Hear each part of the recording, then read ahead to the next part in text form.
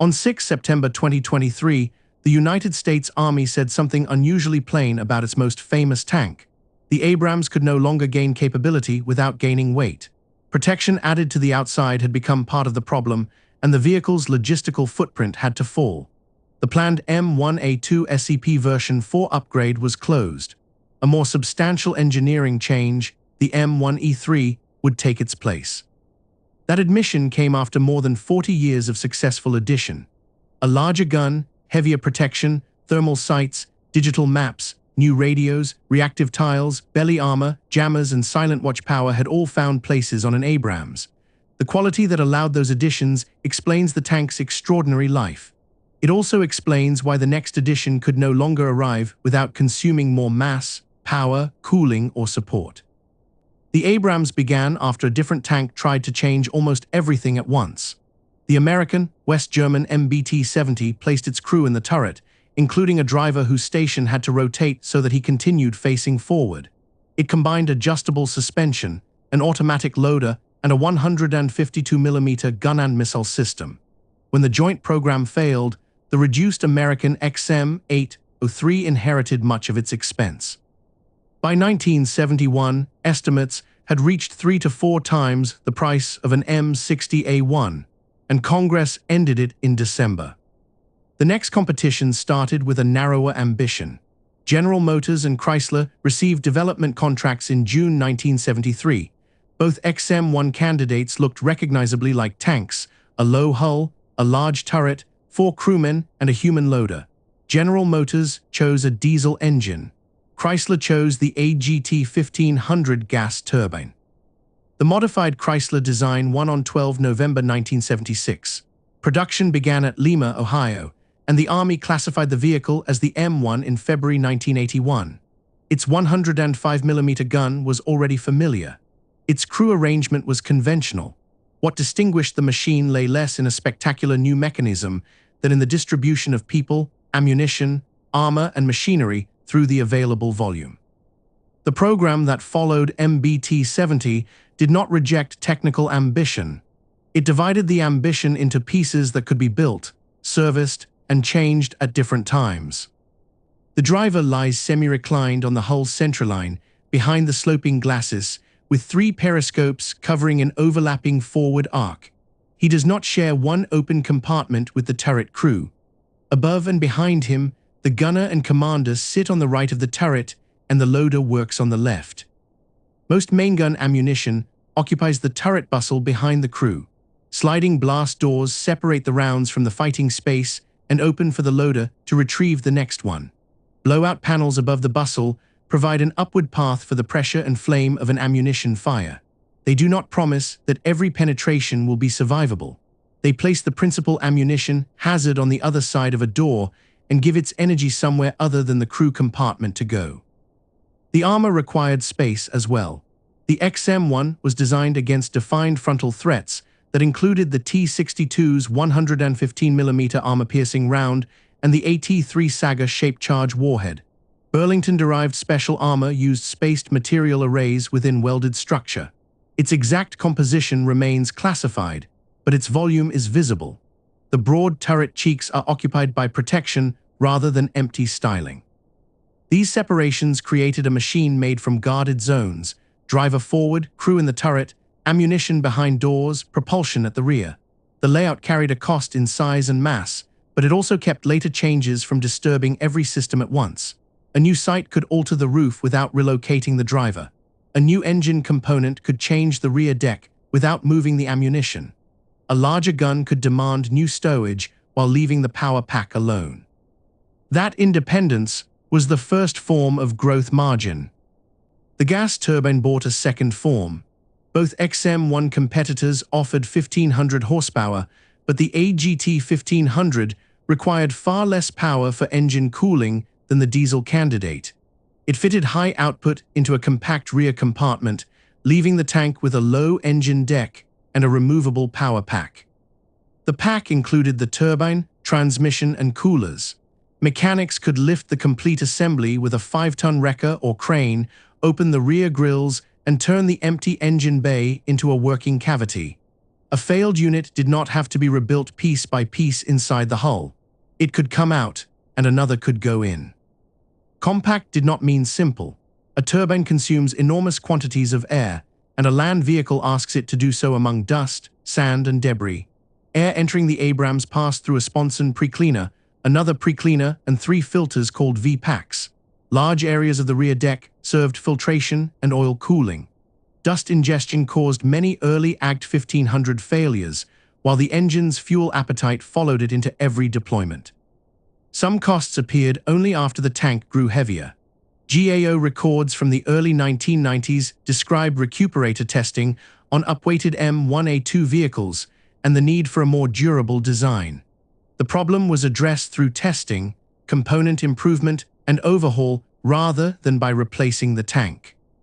This became the Abrams pattern. A compact assembly made change possible, then each new operating burden demanded another correction. Better filtration answered dust. Depot rebuilds answered aging fleets. Improved engine parts answered higher weight. Serviceability did not remove the bill, it made the bill payable in modules. The first M1 entered service with the 105mm M68, but the turret had been conceived with a larger weapon in mind. The Army approved the German Rheinmetall 120mm smoothbore for a future version in January 1978. The American XM256 followed, and the M1E1 development tanks appeared with revised ammunition stowage, modified fire control, added protection, and new crew protection equipment. The resulting M1A1 entered production in 1985. The change was more than a new tube projecting from the same mantlet. Larger ammunition altered the loader's work, the bustle arrangement, and the internal path from storage to breech. The original turret volume allowed those changes without requiring a new hull or a smaller crew. Another provision waited unused in the roof.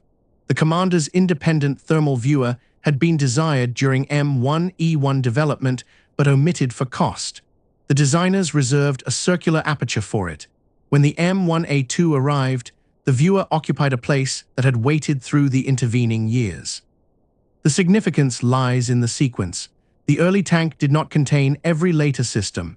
It contained physical decisions that let later systems arrive separately. The gun grew first. The commander's sight followed. Digital electronics, cooling equipment, and batteries came afterward. Each program could use the expensive hulls and turrets already in the fleet. By the 1990s, however, growth was becoming less about reserved openings and more about finding electrical power, cooling, wiring, and structural capacity for equipment that the original designers could not have specified. Operation Desert Storm showed both sides of the arrangement. The Army did not enter the campaign with one uniform fleet. By November 1990, Saudi Arabia held 580 older M1 and IPM-1 tanks, but only 123 M1A1s. A rapid retrofit followed. By February 1991, 1,966 M.A.S. had reached the theater.